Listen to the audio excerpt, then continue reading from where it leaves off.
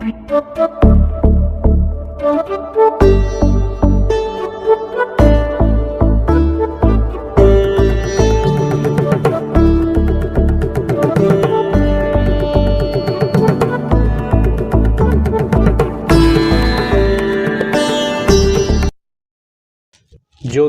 पतये नमः।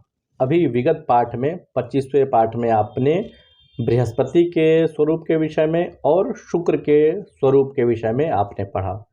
प्रस्तुत 26वें पाठ के अंतर्गत आप शनि के स्वरूप के विषय में पढ़ेंगे और इनके स्वरूपों का प्रयोजन क्या है, मतलब सूर्य का स्वरूप, चंद्र का स्वरूप जो अभी तक हम पढ़ते आए हुए हैं उसका प्रयोजन क्या है, उसका मूल उद्देश्य क्या है, उसको इस पाठ के अंतर्गत श्लोक के माध्यम से समझने का हम प्रयास करेंगे।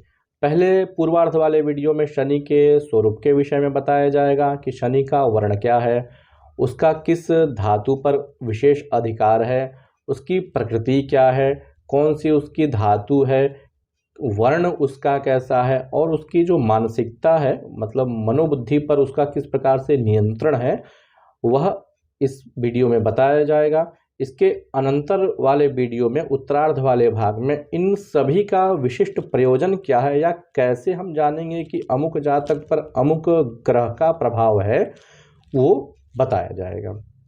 आप इस श्लोक को देखें जिसमें शनि के स्वरूप के विषय में बताया गया है, इसके अन्वय को भी देखें, इसके संस्कृत व्याख्या और भावार्थ को समझने का प्रयास करें।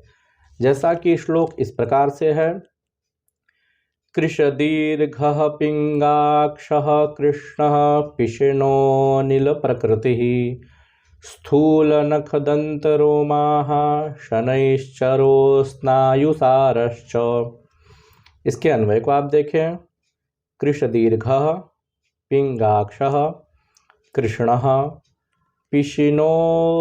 पिशूनो नील प्रकृति स्थूल नखदंतरोमाः शनैश्चरः स्नायुसारश्च। श्लोक के जैसा ही इसका अन्वय है। इसकी आप व्याख्या देखें। कृशदीर्घः अर्थात शरीरोच्चः, पिंगाक्षः कपिलनयनः, कृष्णः श्यामः, पिशुनः निंदकः, अनिल प्रकृतिः वात प्रकृतिः, स्थूल नखदंतरोमाः पीवर नखदंतरोमाः स्नायुसारः शिराधिकः च तथा शनैश्चरः शनिः भवति। यह हुई इसकी संस्कृत व्याख्या।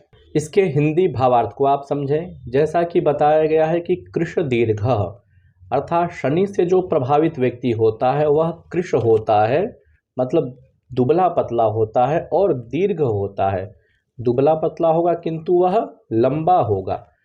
तो कृश दीर्घ अर्थात दुबला पतला और लंबा शरीर वाला वो शनि से संबंधित व्यक्ति होता है।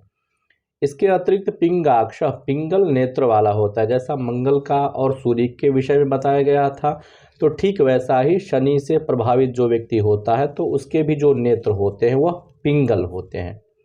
और वर्ण कैसा होता है तो कृष्ण अर्थात श्याम वर्ण का होता है, अर्थात काला जो वर्ण होता है उस वर्ण का वह व्यक्ति होता है जो शनि से संबंधित होता है।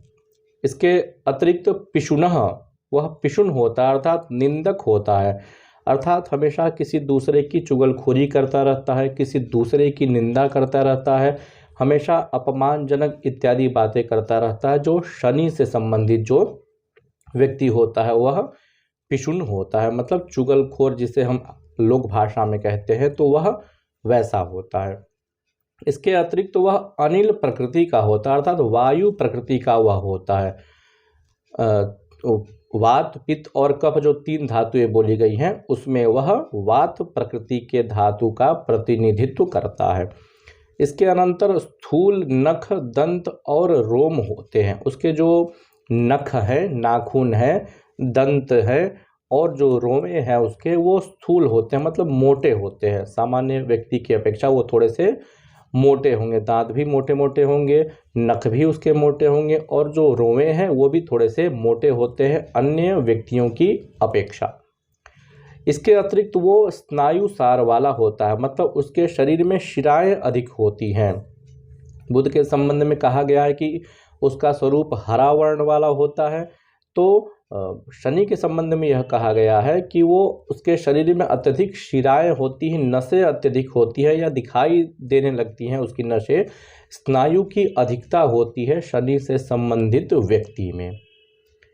तो ये सारे स्वरूप, ये सारे गुण धर्म जो है शनि से संबंधित व्यक्ति में पाए जाते हैं। आप इस आरेख को देखें, इसमें बताया गया है कृश दीर्घः पिंगाक्षः कृष्णः पिशुनः वातः स्थूल नखदंत रोमाः स्नायुसारः, ये सभी शनि के स्वरूप के अंतर्गत आते हैं। आप एक उदाहरण से इस बात को समझने का प्रयास करें। लग्न में शनि है, मेष राशि का है, नीच राशि का है। लग्न स्थान जो होता है उससे शरीर का, वर्ण का, प्रकृति का परिज्ञान किया जाता है। तो लग्न में शनि है, इसका मतलब जातक जो है शनि से प्रभावित है। तो वह जातक कृश दीर्घ होगा, मतलब न अत्यधिक निम्न नहीं होगा और वो पतला होगा। पिंगल नेत्रों वाला होगा, काले कलर का होगा, श्याम वर्ण या कृष्ण वर्ण वाला होगा। पिशुन होगा, मतलब दूसरों की चुगलखोरी करने वाला होगा। और वात प्रकृति वाला भी होगा। उसके नाखून, दांत और रोए, ये तीनों चीज़ जो हैं मोटे होंगे और स्नायु मतलब नसों की अधिकता उसके शरीर में होगी। तो इस प्रकार से शनि के स्वरूप का निर्धारण किया जाता है और उसका प्रभाव निर्धारण जातक के ऊपर देखा जाता है। अब इन सभी ग्रहों का मुख्य प्रयोजन क्या है, कैसे हम जानें, तो उसके विषय में अग्रिम श्लोक में कहते हैं, जो अग्रिम वीडियो में आपको बताया जाएगा।